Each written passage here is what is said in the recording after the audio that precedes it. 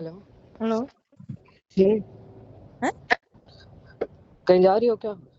नहीं, बोलो। सिर्फ मुझे पापा के साथ लेने आ जाओ। अभी?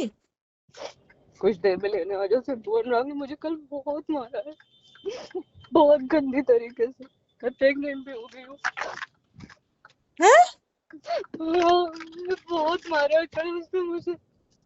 पी के आया, बहुत इतना गंदा गंदा मारा। मुझे आके ले जाओ तुम लोग। मैं अभी अल्ट्रासाउंड कराने जा रही हूँ। तू अकेले क्यों जा रही हो? मैंने इतनी बार बोला चलो, मेरे साथ नहीं चले। तो हम लोग आ रहे हैं ना, तो क्यों इस तरह करोगी? तुम बस लेने आओ, मैं अपना सामान पैक करके आऊंगी। सिर्फ वो कल मुझे बहुत गंदी तरीके से मारा इसने, ऊपर नीचे नंगा करके बहुत गंदा मारा। क्यों मारा क्यों है? क्योंकि कान क्योंकि पी रहे थे सिर्फ वो, और इनके आगे बोतल रखी थी तो मैंने खाना बगल में रख दिया, इनके सामने नहीं रखा। हाँ, आ रहे हैं। हाँ, हाँ।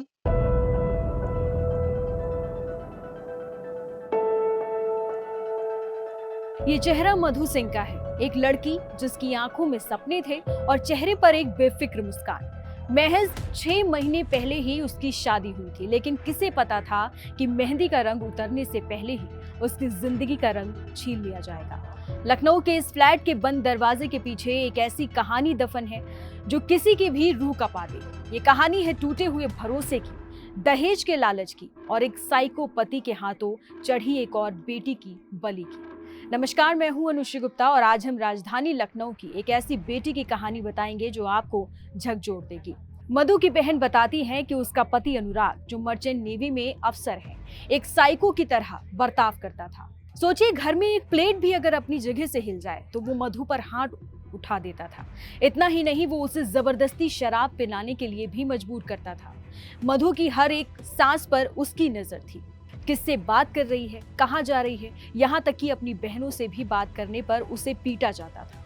अनुराग ने धीरे धीरे मधु की पूरी दुनिया छीन ली थी, उसके दोस्त, उसका परिवार, सब कुछ। ये रिश्ता एक मैट्रिमोनियल साइट से शुरू हुआ था। मधु के परिवार ने अपनी हैसियत से बढ़कर शादी में खर्च किया। 15 लाख कैश और महंगे तोहफे देने के बाद भी अनुराग का लालच खत्म नहीं हुआ।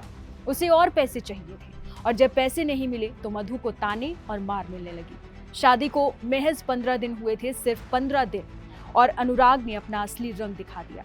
10 मार्च को उसने मधु को इतना पीटा कि वो रोते हुए अपने मायके आ गई। ये पहली घंटी थी जिसे शायद सबने अनसुना कर दिया था। मौत से एक रात पहले सोसाइटी के गार्ड ने दोनों को झगड़ते हुए घर में घुसते हुए देखा था, और फिर आई वो सुबह जब मधु की लाश फंदे से लटकती मिली। लेकिन यहाँ कहानी में कई ऐसे मोड़ हैं जो इसे आत्महत्या नहीं बल्कि एक सोची समझी साजिश की तरफ इशारा करते हैं। जैसे अनुराग ने देर रात ही मेड को मैसेज करके सुबह आने से मना कर दिया था। क्यों? उसने पुलिस को 12 बजे बताया, लेकिन मधु के परिवार को 5 घंटे बाद सुबह 5 बजे खबर दी गई। ये 5 घंटे की देरी क्यों हुई? जिस दिन घर में मातम पसरने वाला था उसी दिन अनुराग ने ऑनलाइन खाना ऑर्डर किया था। क्यों? इस कहानी में एक तीसरा किरदार भी है, अनुराग की एक्स गर्लफ्रेंड। मधु ने अपनी बहन को बताया था कि अनुराग उससे चोरी छुपे मिलता है। जब मधु ने सवाल किया तो अनुराग ने उल्टा उसी पर शक करने का आरोप लगा दिया। मधु ने वो सारी चैट पढ़ी थी, शायद यही सच जानना उसकी मौत का कारण बन गया। और उधर जिसके सिर पर अपनी पत्नी की हत्या का इल्जाम है, वो थाने में बैठा बार बार सिगरेट मांगता रहा। चेहरे पर ना कोई शिकन, ना कोई पछतावा। वो कहता रहा कि वो निर्दोष है, लेकिन इस सवाल का जवाब उसके पास भी नहीं था कि आखिर मधु ने आत्महत्या क्यों की। एक लड़की जो पार्टियों की जान हुआ करती थी, उसे एक ऐसे पिंजड़े में कैद कर दिया गया जहां उसकी मुस्कान भी छीन ली गई। मधु की सिसकियां उन बंद दरवाजों में ही घुट कर रह गई।